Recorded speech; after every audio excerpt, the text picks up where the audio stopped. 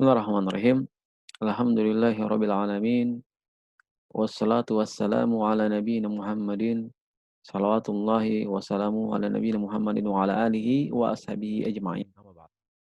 Ayyuhal ikhwah rahimani wa rahimakumullah. Naltaqi bikum marratan ukhra fi al-liqa' al-ashir wa nahnu al-an fi dars mustalah al-hadis wa nadkhul fi hadzal yawm ila riwayatil aba anil abna wa riwayatil abna'i anil aba.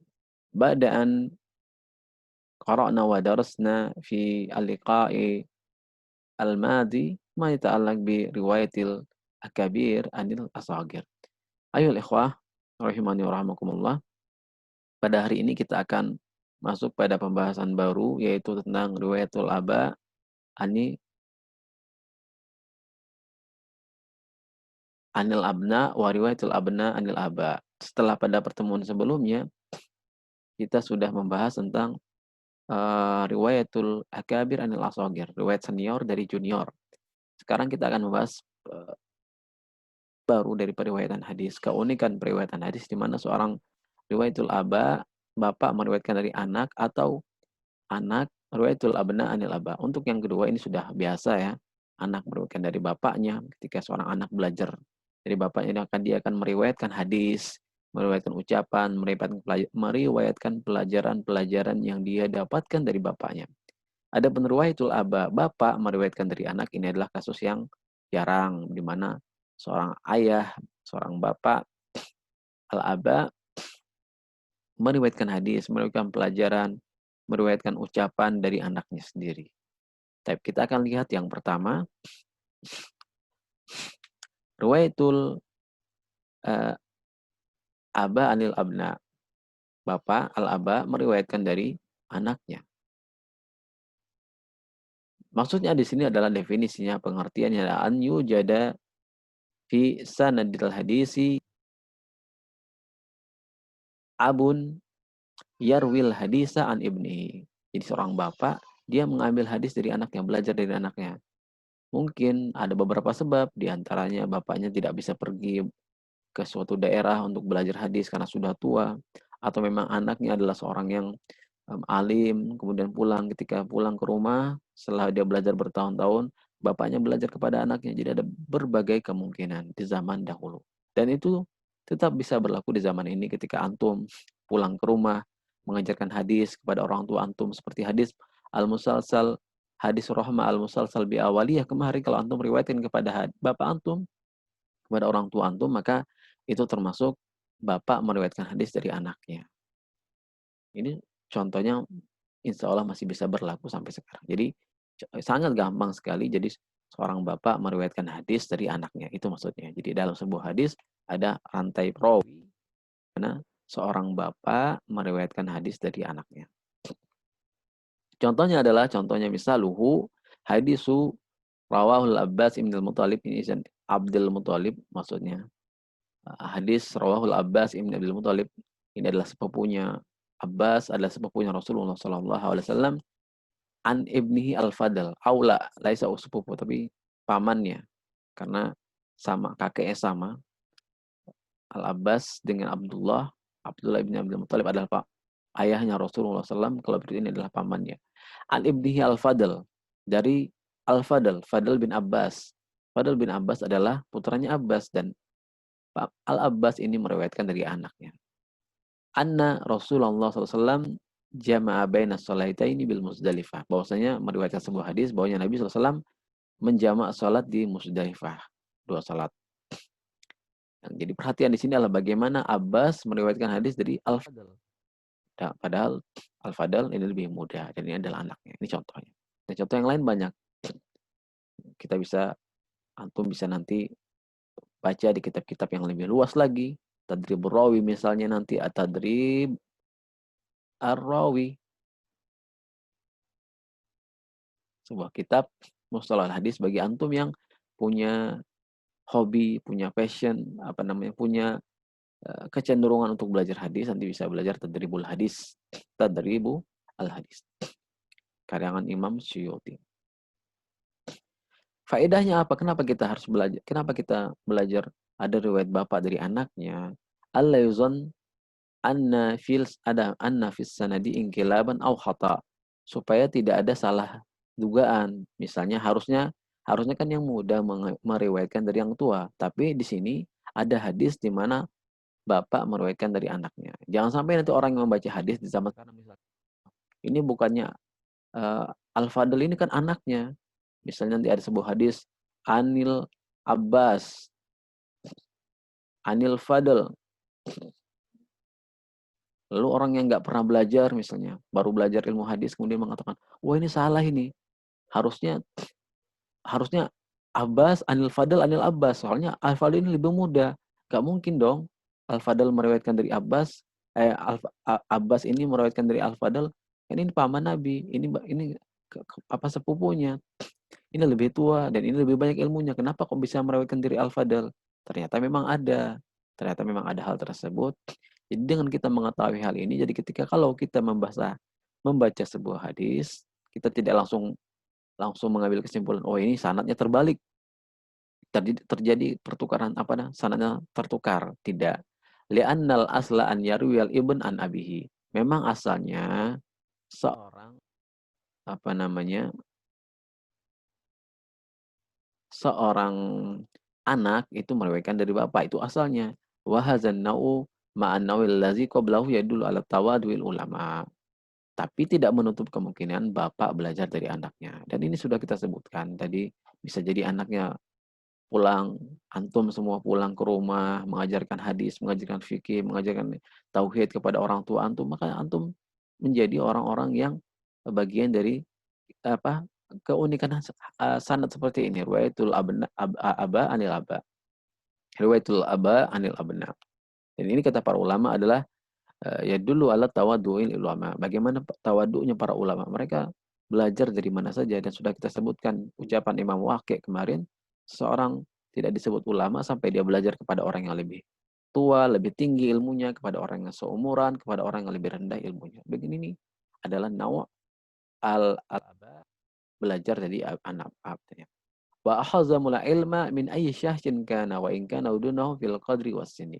Dan para ulama mereka mengambil ilmu dari siapa saja, meskipun ilmu ya ingat yang diambil adalah ilmu pelajaran yang bisa diambil wa in kana udunahu, meskipun lebih rendah kedudukannya dan umurnya.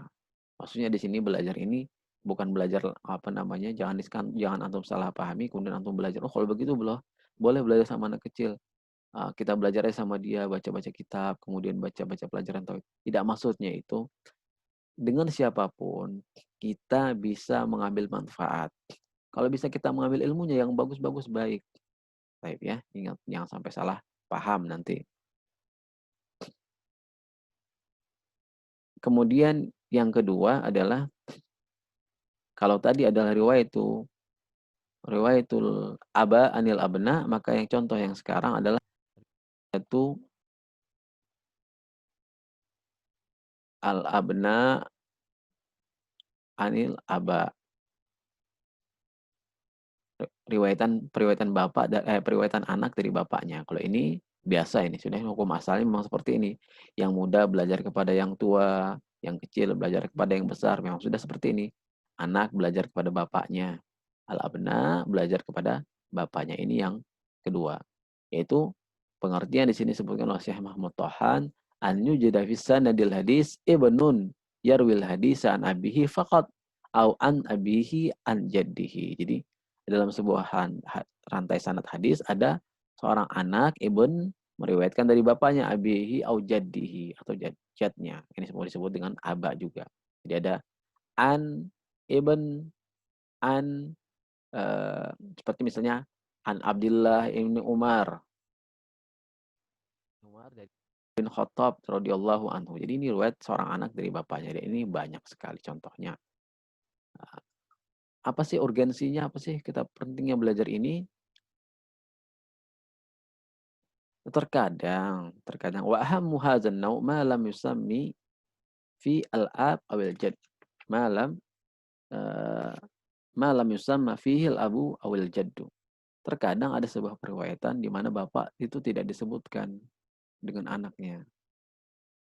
Al-ab wal jad tidak disebutkan.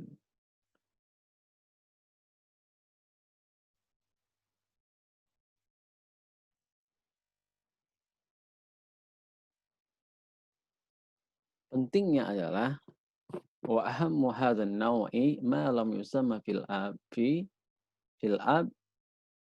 au ma lam yusamma fihi, ini ada yang kurang. Fihi, jadi di dalam hadis tersebut tidak disebutkan apa namanya bapak atau anak. Disebutkan misalnya an Umar, an Hisham misalnya. Nah, kalau seperti ini kan kita tidak ketahuan. Berbeda tadi misalnya adalah an Abdillah, an Abihi. Nah, ini seperti ini enak. An Abdillah misalnya, an Abdillah bin Umar atau an Ibni Umar, an Abihi. Jadi sudah jelas ini ada bapaknya. Tapi kalau an Umar, an Hisham ini kita terkadang tidak tahu ini hubungannya apa. Ternyata Umar ini misalnya Umar bin Hisham. Misalnya ternyata Umar ini adalah anaknya Hisham. Jadi di sini perlu diteliti dulu. Apakah rawi-rawi itu mereka punya hubungan keluarga, apakah mereka ayah dan anak, atau punya sepupu, atau ada hubungan-hubungan yang lain ya. Di sini wah ini pentingnya. Jadi belajar rawi-rawi hadis kita juga perlu meneliti apakah mereka itu bapak dan anak satu keluarga atau dekat. Anwa'uhu, pembagiannya ada berapa macam? Ada dua macam. Yang pertama adalah riwayatul rawi an abihi fahasaba. Seorang rawi meriwayatkan dari bapaknya saja tanpa ada kakeknya. Ai biduni riwayati anil jad, tanpa meriwayatkan dari kakeknya. Misalnya an Abdullah an abihi an abihi, ini semua seperti ini banyak. An abihi. Misaluhu riwayatu abil asyra an abihi. Riwayatu abil asyra an abihi. Riwayatu abil usyara abil asyra. Abil usyara an abihi. Ikhtalafa fi ismihi wa ismi abihi ala aqwalin. Para ulama ini berbeda pendapat dalam namanya. Nama Abil Usyara ini siapa dan nama bapaknya siapa. Tapi yang paling kuat, pendapat yang paling terpopuler adalah namanya adalah Usama bin Malik. Jadi ini an Malik. An Malikin. Malik ini bapaknya Usama. Ya, an Usama bin Malik. Ini contoh yang lain banyak. Seperti tadi kita sebutkan an Abdillah, an Abdillah, an Abdillah bin Amr, an Abihi. Bapaknya Amr bin As. Sahabat Nabi SAW, dan Abdullah bin Amr adalah anaknya. Contohnya banyak. Atau riwayatul rawi yang kedua, contoh yang kedua, pembagian yang kedua, riwayatul rawi an abihi an jaddihi wa an abihi an jaddihi fama fauqahu. Jadi ada riwayat seseorang dari bapaknya atau dari kakeknya atau dari kakek-kakeknya. Jadi misalnya ini anaknya Ibn, dia meriwayatkan dari bapaknya Ab, meriwayatkan lagi dari kakeknya Jad, atau kakeknya lagi Jad, an fulanin, an abihi, an jaddihi, seperti itu ya. Contohnya adalah misal riwayat itu Amr bin Su'aib an abihi an jaddihi. Amr hadza nasabuhu hakadha. Amr bin Su'aib bin Muhammad bin Abdullah ibni Amr bin Al-As. Amr bin Su'aib bin Muhammad bin ibni Abdullah ibni Amr bin As. Fajadu Amr huwa Muhammad. Fajadu Amr, kakeknya Amr ini adalah Muhammad. Lakin ulama wajidu min at-tatab wal istiqra anna ad-dhamir fi jaddihi yaudu ala Syuaibin. Jadi maksudnya di sini Amr bin Syuaib, itu Amr ibni Syuaib an abihi an jaddihi. Maksudnya ini jadnya Syuaib. Seperti itu. Fi jaddihi yaudu ala Syuaib. Fayakunul murad fi jaddihi Abdullah bin Amr as-sahabil masyhur. Jadi ini adalah seorang riwayatul Amr dari bapaknya, dari bapaknya lagi terus sampai ini contohnya adalah Abdullah bin Amr bin As, adalah seorang sahabat Nabi SAW. Apa faedahnya kita belajar ini? Yang pertama, al-bahsu lima'rifati ismil ab awil jad izalam iza lam eee, iza lam yusarrah bismihi. Jadi penelitian, kita meneliti, ini nama-nama rawi ini siapa ini? Nama sebenarnya kita teliti.